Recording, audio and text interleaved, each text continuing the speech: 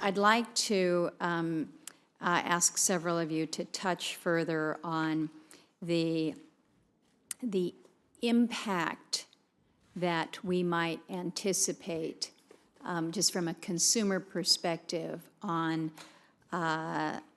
electricity rates, and the concern that some might have that my family and I might not be ones that benefit from blockchain or Bitcoin, and yet I'm wondering, am I, through my rates, going to be expected to pay for this infrastructure? Can we have a little bit of discussion about, again, expected impacts on electricity rates, how we deal with consumers who are concerned about what they may consider to be paying or helping to effectively subsidize some of the costs of the build-out of infrastructure. And I don't know, maybe that's Mr. Scari, Mr. Golden. Yeah, I think that you're hitting upon a fundamental aspect of how the power grid works. So anytime load increases, the only choice the utility has is either to generate more electricity or to import more electricity from its neighbors. So when you're looking at a situation like this where the cryptocurrency mining is increasing the loads, while that will be at a very localized level in the distribution part of the power system, it still will lead to the increase in the need for the generation.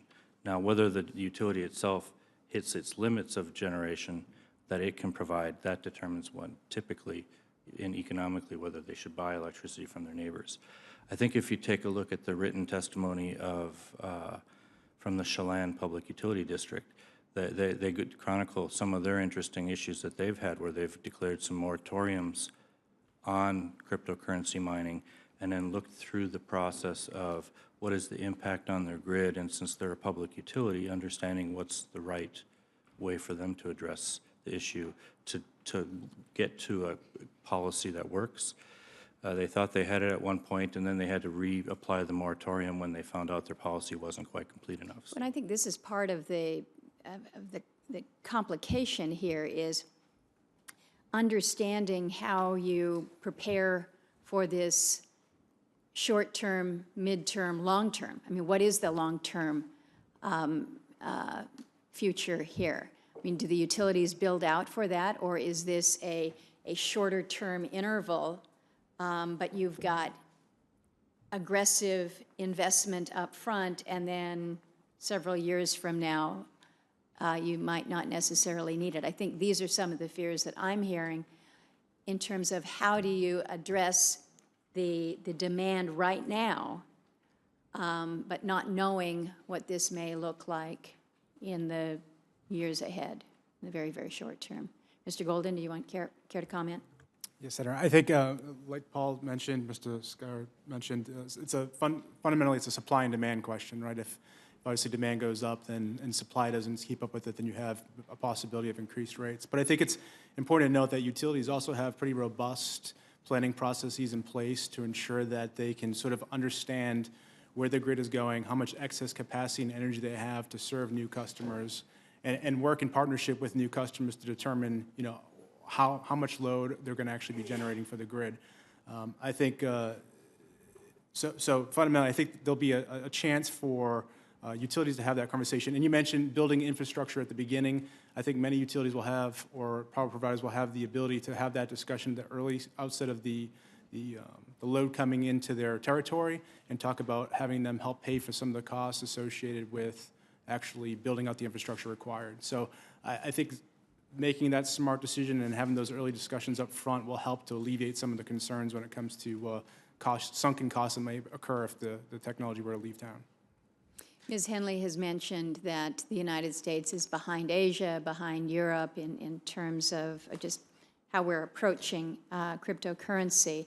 There are some out there that would suggest, oh, this is just the latest fad, it's a hype, it's gonna be here today, gone tomorrow.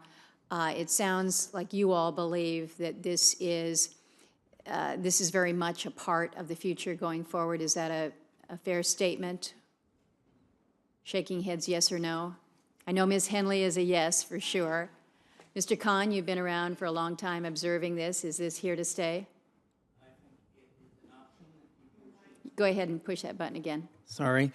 As I said in my testimony, and I strongly believe this is one of the options that one ought to look at. Just like when we did the original internet, there were all kinds of options for networking and computing. People should make their choices based on what's available. This may be one that lasts, it may not be. I certainly would not argue either for or against it, other than to say it's an option on the table, figure out whether it works for you. Very good, We'll see. very good. And just to add one more point on this, I think it's definitely an option on the table, and I think what we are excited about is the potential. But I think right now it's so early that what we're seeing is that it's deserving of more research.